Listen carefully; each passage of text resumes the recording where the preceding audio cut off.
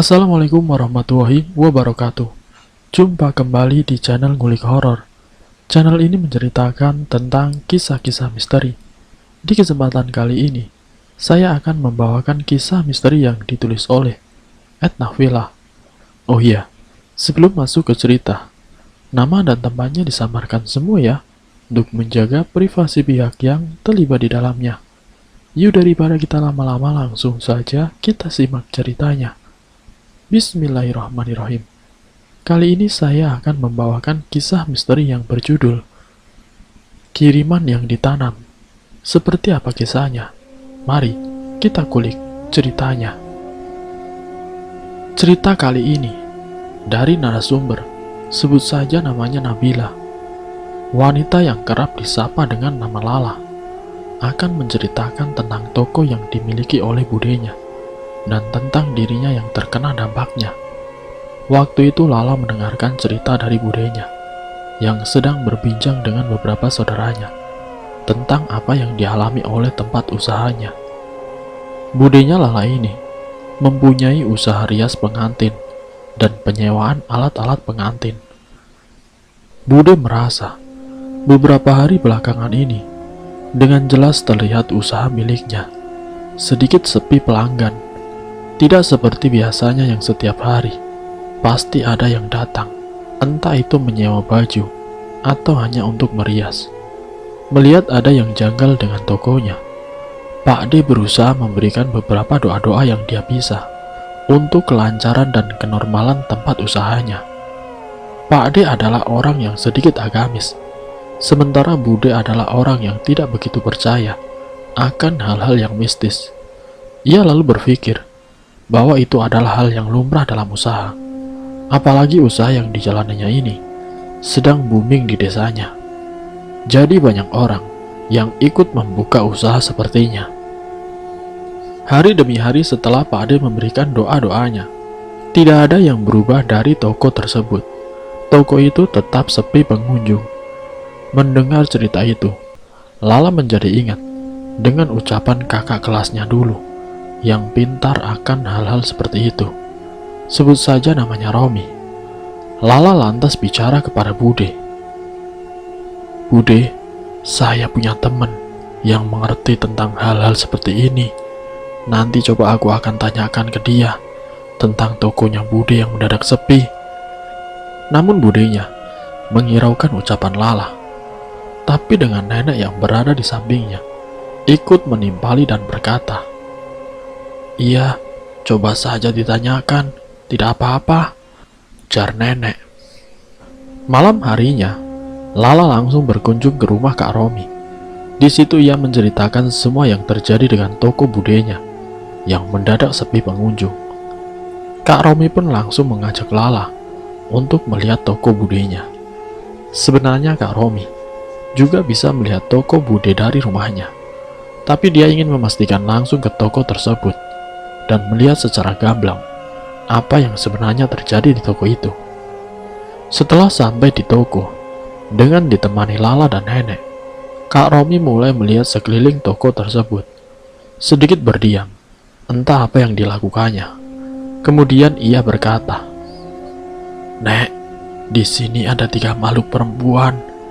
Yang pertama itu memang dia sudah lama berada di sini. Yang kedua adalah sosok perempuan tua. Yang ketiga adalah makhluk kiriman.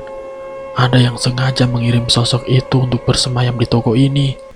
Dan kiriman itu dikubur." Jelas Kak Romi. Kak Romi melihat semua yang ada di toko Bude, termasuk makhluk yang dikirimkan ke toko Bude. Seketika itu juga Lala, Kak Romi, dan nenek mencari-cari apa yang ditanam di sekitar toko tersebut. Namun sudah hampir 1 jam, tidak ada yang ditemukan. Mereka pun tidak mau berhenti begitu saja. Nenek yang sudah berusia lanjut, dengan semangatnya mencari. Angin yang berhembus kencang, sama sekali tidak dihiraukan.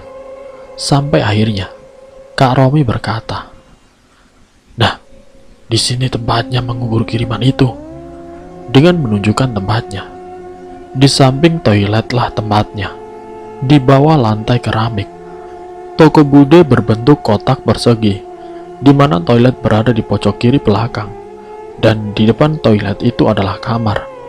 Sedangkan di samping pintu kamar, ada lemari, serta sofa dan beberapa etalase yang berada di samping tembok penyekat antara toilet dengan ruangan utama toko.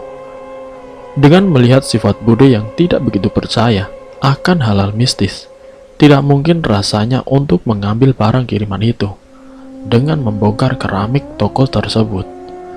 Akhirnya Kak Romi mencoba untuk mengambilnya dengan cara lain, dengan cara gaib yang ia bisa. Malam itu Kak Romi yang sudah mengetahui letak barang kiriman memutuskan untuk pulang dan akan mengambil barang itu esok harinya, karena waktu sudah menunjukkan pukul 10:30 malam.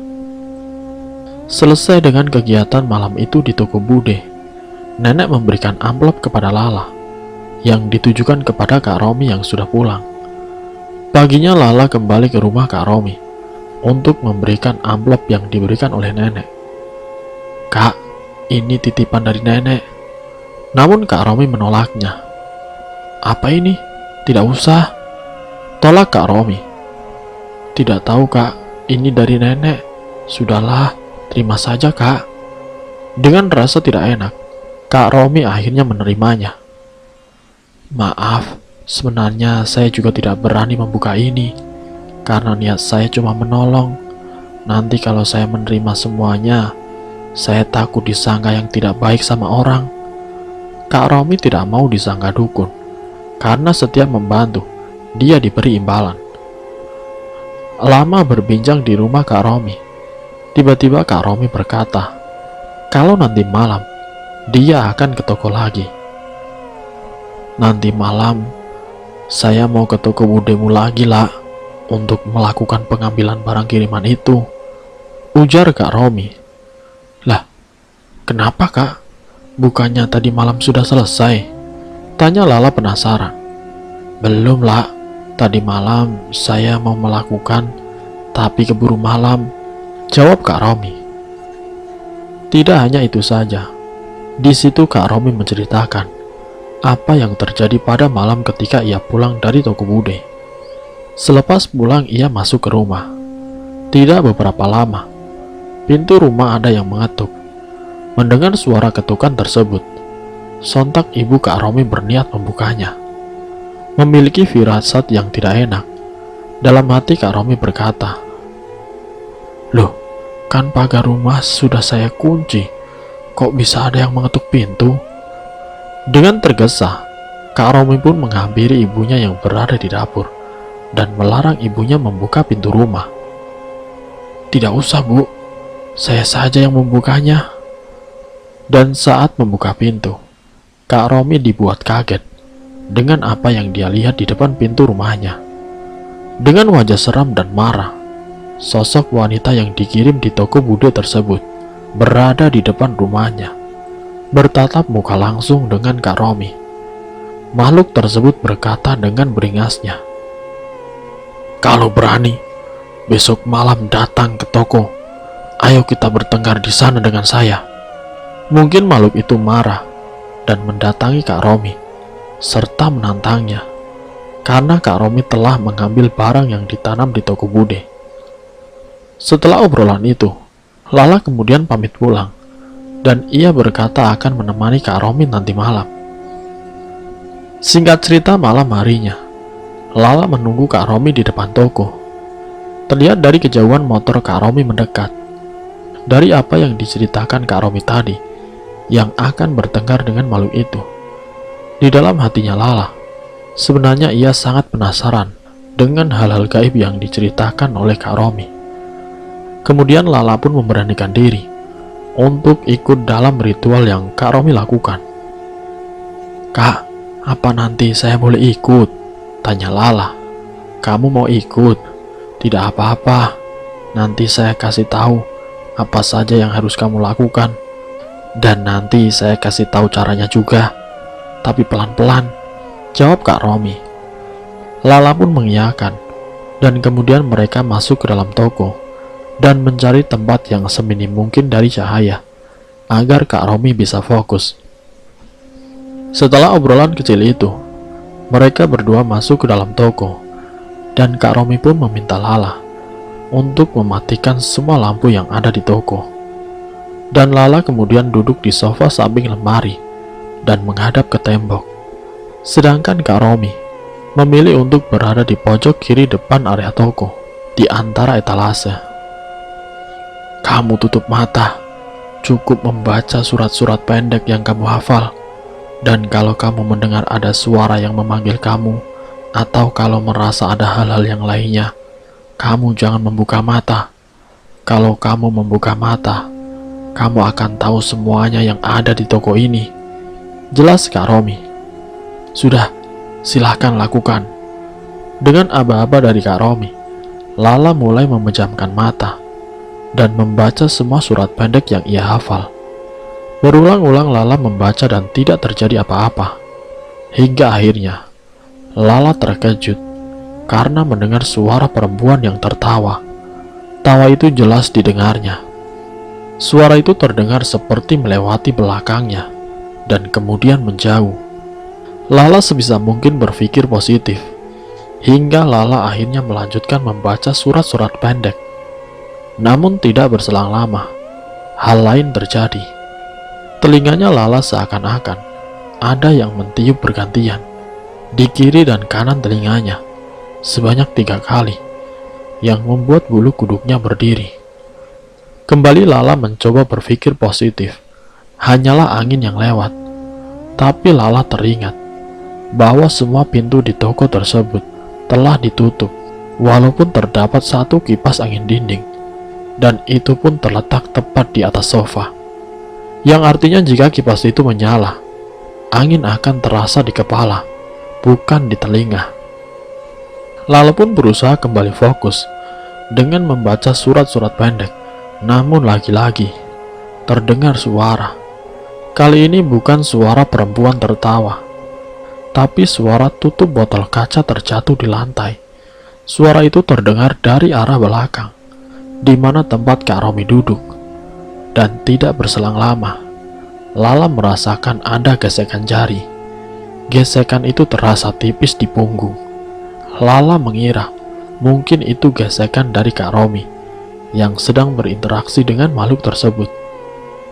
Tidak terasa sudah 30 menit, Lala memejamkan matanya dengan suara-suara yang sangat mengganggu dirinya.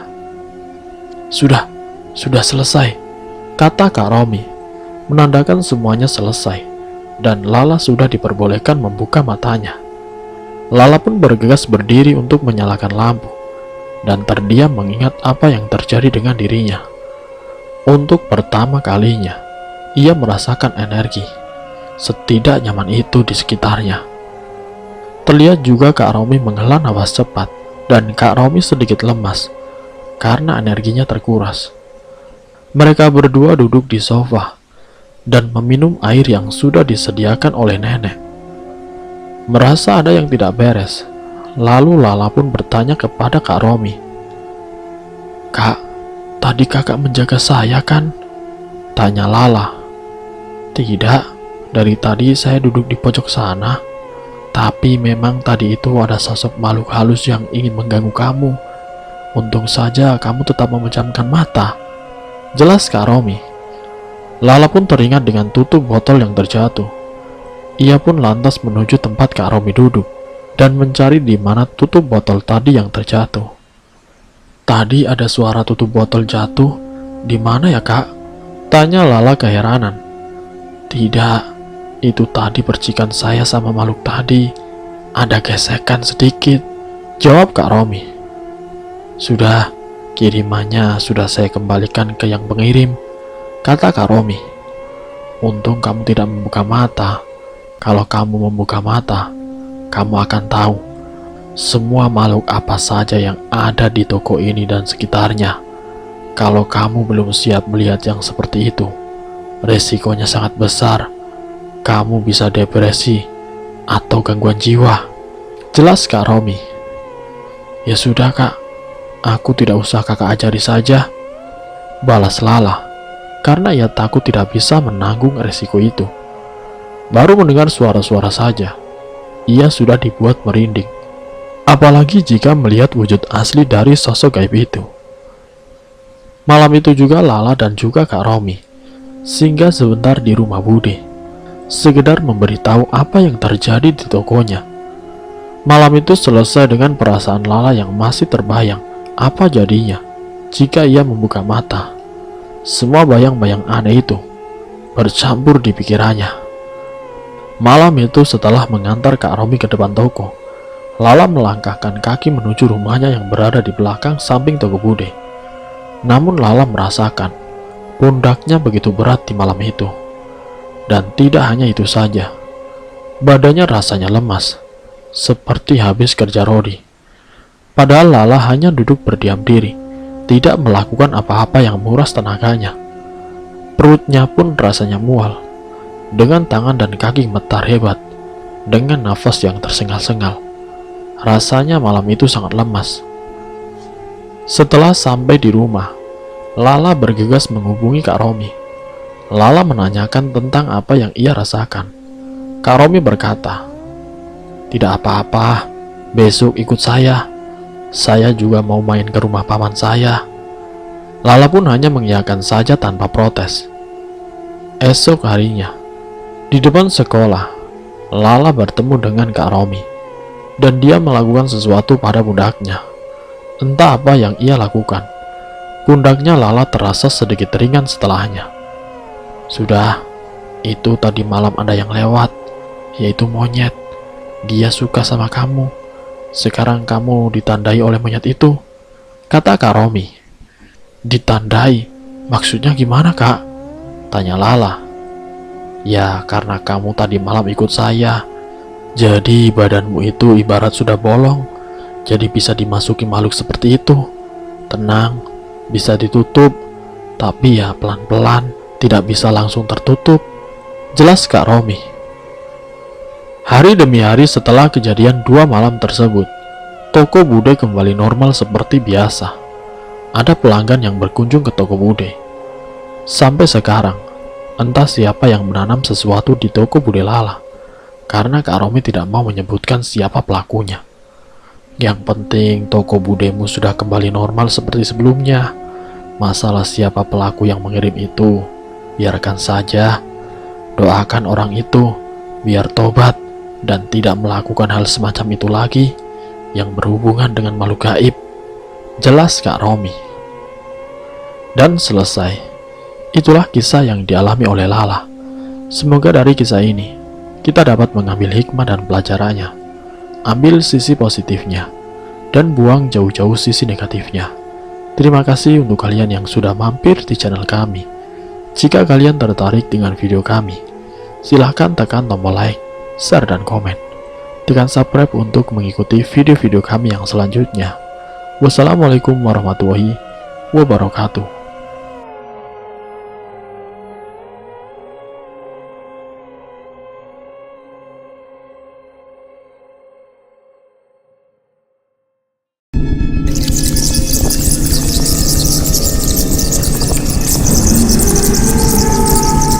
Selamat datang di channel Ngulik Horor.